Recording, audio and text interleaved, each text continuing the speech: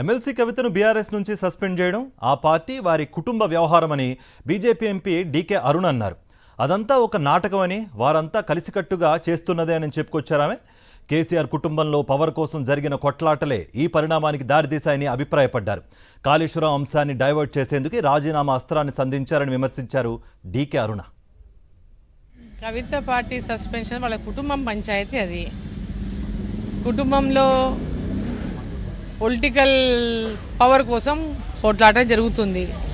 ఎప్పటి నుంచో మనం చూస్తున్నాము కేసీఆర్ గారికి కవిత అండ్ కేటీఆర్ ఇద్దరి మధ్యలో చాలా ఒత్తిడి ఉందనేది గతం నుంచి ఎప్పటి నుంచో వింటున్నాం.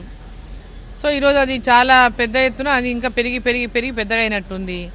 సో ఒక పక్క పొలిటికల్ పవర్ ఎవరికి ఎక్కువ కావాలి, ఎవరికి ఇవ్వాలి వారసత్వం అనేటటువంటి విధంగా ఒక పక్క పంచాయతీ, ఫ్యామిలీ పంచాయతీ, అది ఈరోజు రాజకీయంగా చేసి దీన్ని అంతా ఏదో డైవర్ట్ చేసి ఇష్యూని డైవర్ట్ చేయడానికి కూడా దీన్ని వాడుకుంటున్నారు.